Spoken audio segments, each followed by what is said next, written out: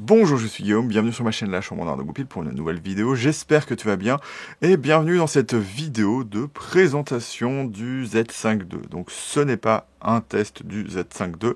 Comme d'habitude, j'aime bien faire des petites vidéos lors des présentations pour regarder ce qu'il y a dedans parce que c'est souvent des choses que les testeurs ne peuvent pas regarder. Et on regarde ça, ça te donnera des informations complémentaires. Bien évidemment, j'ai déjà vu des tests, donc je peux un petit peu en parler. Je t'indiquerai peut-être en commentaire ou surtout dans la description et en haut là des tests. Un test notamment, celui de Gerald London, donc si vous connaissez, allez-y, sinon je le mettrai parce qu'il y a des trucs très intéressants dans le boîtier, hein. Déjà on va aller sur la page, on voit que le boîtier il sort nu à 1900 €, donc 1899 €, et c'est déjà assez génial. Donc je vais rester un petit peu ici. Alors je me suis mis à 17/9, donc on verra des barres, mais c'est pas grave. Et donc on va voir un petit peu ce qui se passe et notamment regarder les caractéristiques techniques. Donc là on va un petit peu regarder la com de Nikon. Donc c'est un capteur stabilisé, donc c'est mieux que ce que ferait par exemple un S9 ou un R8, donc c'est quand même vraiment plutôt pas mal. On a le dernier processeur Xpeed 7 pour le même capteur qu'on avait dans le ZF et le Z6 II. Et donc le boîtier, c'est donc un ZF en moins cher avec les dernières technologies de Nikon, donc on devrait retrouver certaines choses similaires et peut-être un petit peu d'autres choses dans ce Z5 II. On a le kit avec le 24-50 si vous n'avez pas d'objectif, et ce qu'on peut voir c'est qu'il y a un nouveau chargeur. Donc il fera à peu près la même chose que l'ancien. Je pense qu'il est juste un petit peu plus compact, mais c'est quand même intéressant sur un boîtier entrée de gamme d'avoir la possibilité à la fois de charger sa batterie, qui est le NEL15C, donc c'est pour USB-C au final, même s'il y a eu la B avant, mais là vraiment on a une capacité qui est améliorée de la batterie et la possibilité de la charger directement dans son boîtier. Et donc on aura les deux possibilités, ce qu'on n'a pas par exemple sur un A7 IV, et ça fait assez plaisir au final. Donc voilà, on a des petites références. Comment le vérifier? Je ne sais pas. Hop, vous pouvez un petit peu voir ce qu'ils disent. Donc 7,5 stop de stabilisation, donc c'est en photo. Donc si ça vous parle, mais comme vous pouvez vous dire en vidéo, c'est toujours un petit peu différent. 3000 nits, donc c'est vraiment plutôt pas mal, hein, 3000 candela par mètre carré. Les Nikon ont toujours les viseurs qui restent les plus lumineux. Je ne sais pas pourquoi les autres ne s'y mettent pas. Mais voilà, par exemple mon R5 II qui me filme ici avec une optique assez étrange, hein, le 20-35-35-45. N'a pas une luminosité aussi élevée, et donc il peut même apparemment marcher dans des espaces de couleurs assez élevés comme du P3, ce qui est assez étrange. Donc vous voyez un petit peu ce qui se passe à l'intérieur. Voilà, c'est lumineux, fluide. Pour vous montrer un peu comment ça marche. Donc on a cette molette et le bouton Picture Control qui fait son arrivée. Donc la molette, comme sur le Z5, du côté où il devrait y avoir l'écran.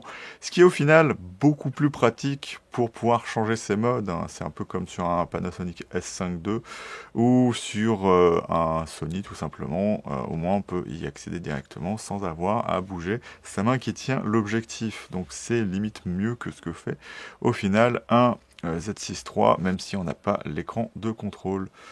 Hop, donc on a l'Imaging Cloud, donc je vais un petit peu passer, donc Nikon Red, là. Qu'est-ce qu'ils disent? Oui, on a les luttes RED, notamment la dernière lutte qui permet d'avoir quelque chose d'assez intéressant. Apparemment, en termes de couleurs, c'est pas forcément le plus intéressant, et moi je vous engagerai toujours à créer vos luttes plutôt que de prendre les luttes qu'on vous donne et d'essayer de voir si ça match, parce que avec d'autres caméras ou avec le look que vous voulez, parce que ça ne sera jamais le cas.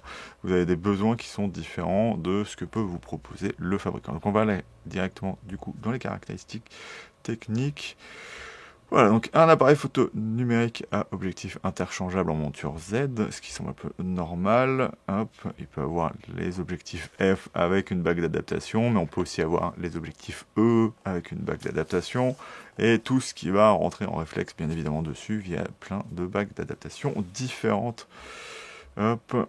Donc un capteur 24-36, donc 35-9, 23-9 de 25,28 millions de pixels avec voilà l'interpolation, tout ça, ça donne 24 millions de pixels. Et puis les pixels qui sont aussi pris par le système autofocus. Et on est sur du 6048 par 4032, donc c'est un petit peu plus que du 24 millions de pixels comme c'est indiqué ici. Tac tac tac, donc on a des tailles différentes, moyenne. Hop, ce qui n'est pas comment dire ça, expliqué si c'est que en JPEG ou si le RAW prend ça aussi. Et on a forcément, on a le DX aussi qui fait 10,6 millions de pixels, c'est toujours un petit peu moins que la moitié. Hop, 9 RAW en 14 bits avec toutes les compressions habituelles de Nikon, puisque oui, maintenant Nikon comme Canon n'utilise que des fichiers compressés, RAW compressés. Hop, du JPEG, donc baseline, nanana, compression fine, donc du standard, du HEIF pour les utilisateurs d'Apple. Hop, et voilà, donc on continue. Touk, touk, touk. Ce qui est aussi intéressant, c'est qu'on a donc certes que des ports SD, mais un double port sur un appareil photo qui vaut si peu cher. La concurrence ne fait pas ça. Donc c'est quand même vraiment très très bien. Et même le ZF au final a deux ports de carte, mais un micro SD et un SD, c'est pas vraiment le plus pratique. Donc c'est vraiment plutôt pas mal. Alors un viseur de 3,69 millions de points, donc c'est ça doit être le même genre de viseur que le Z8 et le Z9, à savoir que le seul vrai viseur moderne avec une définition plus élevée, c'est celui du Z6 III. 100% c'est normal, puisque bien évidemment ça envoie l'info directement de l'écran à 0,8, ce qui est vraiment plutôt pas mal. On a que Sony et Canon sur leur haut de gamme qui vont plus loin que ça, à 0,1 me semble-t-il. Et donc, enfin à 1, pardon, excusez-moi. Et puis voilà, ou 90 chez... Je sais plus si c'est 80, enfin, bref. 0,80. Tac, tac, tac. Donc on a un écran de 2 millions 100 000 points et pas pixels. Donc voilà, il faut 3 points pour faire un pixel, enfin, pour vous donner l'impression qu'on a un pixel. Donc c'est pas vraiment ce qu'on vous dit. Mais là maintenant, l'écran est orientable, donc c'est vraiment très très intéressant. Donc c'est pas forcément les infos les plus intéressantes qu'on a ici. Donc voilà, plan focal. Action à translation verticale, donc oui, à lamelle de carbone comme d'habitude. Il va à 8 millième de seconde, donc ce qui est plutôt cool. Au final, c'est mieux que je crois le premier Z5, à moins que ce soit le Z50 qui est une vitesse de 1/4 millième de seconde. Donc on a plusieurs cadences, on a les 14 images par seconde et les 15, mais je sais pas si on a quelque chose qui va limiter l'autofocus ou quelque chose dans le genre dans ces modes. Continu étendu, il y a un 2 dessus, donc je ne sais pas si on le verra juste en dessous. Hop. Alors voilà, la cadence, lorsque vous utilisez un paramètre de qualité que Nefro ou Nefro Plus, donc ça c'est en JPEG du coup, au final, si j'ai compris. Donc c'est un petit peu dommage. Ah, Nefro. Ah, est-ce qu'il y a des c'est ça que je comprends pas, c'est est-ce que il y a les compressions plus élevées marchent. Ça n'a pas l'air d'être le cas. Donc voilà, donc on a un retardateur. Je passe un peu vite parce que sinon la vidéo va durer encore 20 millions d'années. Là c'est vraiment plus des cas. Donc on a jusqu'à 64 000 ISO en photo, AF hybride, donc normal, hein, technologie du même genre que Sony. Donc à savoir à la fois phase et détection de contraste, ce qui fait que sans détection normalement on est quand même plus capable sur ce type d'AF, puisqu'on a la confirmation via l'AF de contraste et la vitesse de l'AF de phase. Donc c'est vraiment quelque chose de pas mal. Alors, moins 10, ah ouais, ils le mettent à moins 10 par rapport à... D'ailleurs, c'est moins 10 IL. Voilà. Lorsque c'est avec une optique f1.2. Je rappelle que Sony mesure à f2. Donc, il y a que Canon et Nikon peuvent être comparés à peu près, parce que c'est souvent fait d'une certaine façon qui fait que en vrai, moi, j'ai jamais réussi à voir IL-10 sur n'importe quel de mes appareils photo. Voilà. Donc tous les types d'autofocus, donc il y a plein de trucs qui sont pas forcément très intéressants. Je vais passer ici, mesure TTL, blablabla. Donc taille d'image vidéo. Donc on n'a pas de 6K alors qu'on a du RAW là-dessus. On a de l'UHD, donc pas de 17 neuvième non plus. donc standard moderne, donc du 16 neuvième, voilà, en 60, 50, 30, 25 et 24, à savoir qu'au-delà du 30, on est en recadrage APS-C, et en 1080, on peut aller jusqu'à 120 images par seconde, ce qui reste quand même quelque chose d'assez intéressant, même si la gamme d'au-dessus fera 240 images par seconde, là ça reste quand même pas mal. On a le ralenti Nikon, qui pour moi ne sert pas à grand chose, puisqu'on reste en 1080, et on a du x4, voilà, donc en fait ça prend la base du 1920. Là c'est plus logique que par exemple sur un Z8, où je trouvais pas vraiment l'intérêt, puisque on pouvait faire du 120p en 4K, bref. La cadence de prise de vue, voilà, donc on voit que c'est les cadences pour affichage écran, ce qui est totalement normal pour moi, parce que, vous regardez la plupart du temps vos vidéos sur vos écrans, vous n'allez pas envoyer ça au cinéma, donc ne pas avoir de 24, 25, enfin 24, 30, 60 et 120p, ça pose pas de problème, voilà. Parce que, bien évidemment, en PAL, on est toujours sur la vitesse réelle. D'ailleurs, j'ai jamais compris pourquoi on a des fragmentations comme ça en NTSC et pas sur le PAL. Donc, bien évidemment, donc FX, 4, en RAW. Voilà, donc en RAW, c'est un petit peu différent. Donc, on passe sur un format un petit peu plus élevé. Est-ce que du coup, c'est du 16 neuvième ou... Non, ça reste du... Oui, ça reste du 16 neuvième. Mais on a un petit peu plus de pixels qu'avant. Pas de quoi non plus faire... comment dire, c'est quelque chose d'énorme. Et là, il y a un gros problème quand même. Parce que c'est du RAW. Normalement, le RAW, il n'y a aucun dématrissage. Donc, ça veut dire que c'est brut capteur. Par exemple, le R5 II, il y a ce RAW 4K que je ne comprends absolument pas. Normalement, c'est natif, donc en théorie, on devrait avoir du RAW 6K, mais on n'a pas du RAW 6K. Alors, je ne sais pas pourquoi Nikon a fait ça. Peut-être qu'ils se sont dit, c'est un entrée de gamme, on va rendre le RAW plus facilement accessible. Donc, en fait, on est sur du RAW dans le sens où on peut régler parfaitement sa balance des blancs, un petit peu modifier ses ISO. Sauf que, en vérité, on a de la retouche du bruit directement dessus. Donc, c'est ce que disait Gérald London, donc je mettrai certainement la vidéo ici. Ça paraît un petit peu bizarre d'avoir à la fois de la retouche du bruit, d'avoir un format qui est différent, donc il est partiellement dématricé, alors qu'un RAW, ça devrait être brut, sans retouche de bruit, voilà, vous vous débrouillez avec, donc c'est pour moi un RAW pour débutants, pour se faire un petit peu la main, voir si l'ordinateur se fait aussi au format du RAW, qui peut être des fois compliqué à lire pour beaucoup d'ordi. Même si on peut constater que certains formats compressés peuvent être encore pires, ça reste un bon test si on veut déjà s'acheter un petit appareil pour faire de la vidéo et se demander si il faut pas racheter un ordi. Et donc entre les deux, entre se dire voilà, j'ai un bon appareil photo à 1900 € et je peux me racheter un bon ordi après, je pense que c'est assez intéressant. C'est juste dommage de ne pas avoir donné l'option d'avoir un espèce de RAW plus pur, entre guillemets, au moins sans retouche du bruit, à défaut d'avoir un RAW dans la définition native qui, à mon avis, aussi ferait de la concurrence avec le Z6 III, mais voilà. Donc on a ça jusqu'à 30 images par seconde, les cadences réelles sont voilà comme d'hab, et donc c'est le RAW NEV, donc le RAW spécifique Nikon, on n'a pas de redcode là-dessus, je sais pas si c'est possible ou si pour l'instant il y a une restriction ou on va se dire voilà, on va peut-être mettre ça sur un Z9 II avant de mettre ça sur un Z5 II, donc il faudra voir dans le futur si on aura le redcode directement dans des boîtiers Nikon, parce que je le rappelle, ils ont acheté Red. Et comme vous l'avez vu en plus sur la page de présentation du boîtier. Donc on a du MOV et du MP4.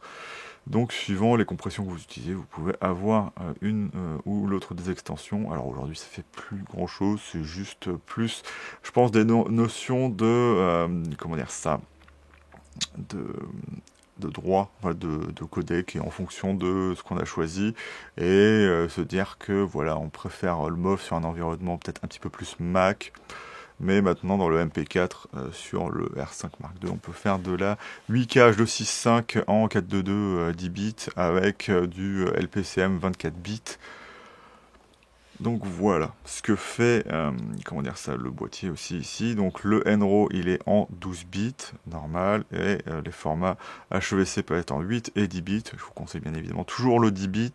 Par contre, le H264, et c'est pour ça qu'on doit avoir le MP4, le HEVC doit être sur base de MOV. Là, on n'a que du 8 bits. Pourquoi je dis ça? Souvent le MP4, si le H264 fait que du 8 bits, est directement associé à ça. Mais c'est vraiment plus des questions de licence qu'on achète. Et voilà, ils ont préféré utiliser le MOV pour le H265, mais ça change vraiment pas grand chose. Donc on est en PCM linéaire en 48 kHz 24 bits. On n'a toujours pas le 32 bits. Bon, après, il faut un module sur le S1R2 pour pouvoir faire ça, ou sur le GH7, mais ça aurait été intéressant, mais on l'a pas ici. Si ça arrivait un jour, je pense pas que ce sera sur le boîtier d'entrée de gamme que ça arrivera en premier. Donc on a le AC qui pour moi est un peu dépassé, hein, c'est le format basiquement des MP3, donc qui avait un petit peu décrit à l'époque. Mais comme on peut avoir du PCM linéaire sans avoir forcément bien plus grosse, enfin une compression bien plus faible, donc une taille de fichier plus grosse, ça reste toujours mieux de le mettre en PCM linéaire quand c'est possible. Parce que là ils disent que le format MP4 reste en 16 bits, parce qu'on est toujours sur ce AVC 8 bits, donc voilà, ils ont fait comme ça, donc ce sera la qualité la pire que je vous conseille pas d'utiliser. Périphérique d'enregistrement audio, ouais, correction d'expo, Lightning, donc pour avoir un semblant de plus haute dynamique, si vous voulez pas faire de log, de n-log. Hop, timelapse, réduction. Donc il y a du timelapse là-dessus, c'est intéressant. Même si c'est sur une base photo, je trouve ça moins intéressant, mais c'est quand même là, donc ça peut être intéressant. Hop, visualisation, port USB-C, donc super speed. Donc ça permettra de recharger votre boîtier. C'est plutôt intéressant. Alors on a un port HDMI qui est du type D, donc pas du plein format. Donc c'est un petit peu dommage parce qu'il y a la place. Mais voilà, segmentation, appareil photo non professionnel, enfin non professionnel, de gamme inférieure. Donc on va dire entrée de gamme. Donc on a mis ça dessus. Le problème c'est que bien évidemment moi j'adore le plein format parce que c'est compatible avec tous les écrans que vous avez chez vous, et donc à chaque fois vous prenez votre boîtier, vous branchez directement votre HDMI et c'est parfait. Là il faut avoir un adaptateur pour mettre son HDMI plus large, ou il faut avoir un câble qui soit correct, sachant que les câbles HDMI c'est en général plutôt fragile, c'est un petit peu dommage, et bien évidemment ça peut aussi casser dans le boîtier, donc c'est un petit peu dommage. Entrée audio, donc du 3.5 standard, donc en entrée-sortie, donc pour pouvoir mettre un micro, comme j'ai ici sur le R5 Mark II qui passe dans mon ATEM mini, et un micro qui va être en Phantom Power, mais directement avec une pile à l'intérieur. Et puis voilà, donc du standard. Hop, fiche stéréo, donc sortie secondaire, c'était ce que je disais. Là, la télécommande filaire, donc attends, la fonction de connecteur, nanana. Alors, apparemment, de ce que j'ai vu, il n'y a pas de port télécommande sur le Z5 II, donc ça veut dire qu'on passerait par la sortie audio. Voilà, c'est ça. C'est un jack 3.5 qui peut passer par une télécommande, qui veut devenir une télécommande filaire. Usuellement, on a soit un port dédié de la marque, soit le plus facile, c'est d'avoir un jack 2.5, donc comme sur le Panasonic S5 II.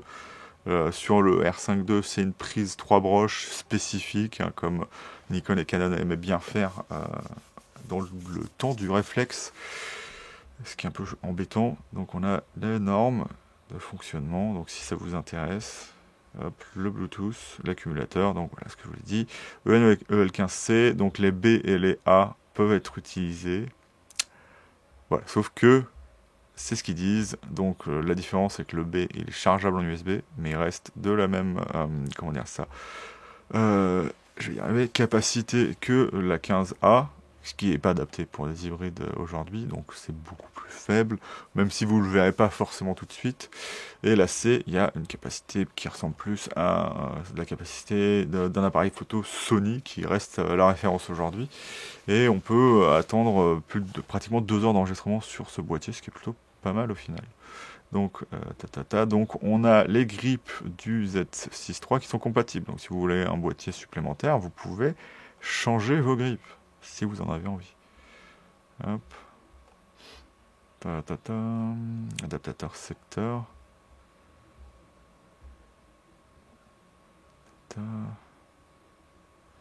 Alors, Nikon, on va regarder ça. On va peut-être copier avant.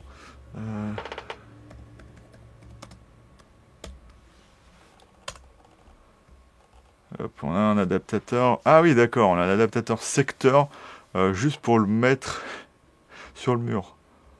Ouais, alors, si... Non, n'achetez pas ça. Si vous avez un DJI ou un truc dans le genre qui a un USB-C comme ça, utilisez ça. Ou utilisez juste directement votre brique. Achetez une brique Power Delivery à mettre au mur et mettez votre USB-C et c'est fini quoi. Ou une power bank, hein, ou des V-mount pas chers, hein, comme ces batteries à 85 € ou 65 lors des Prime Days ou des trucs dans le genre. Voilà, si tu veux. Hop, je te mets une vidéo ici. C'est gratuit. Et du coup, on a quoi? Secteur, donc ça doit être un peu la même chose. Nécessitant le connecteur, donc blabla. Filetage ISO, donc normal.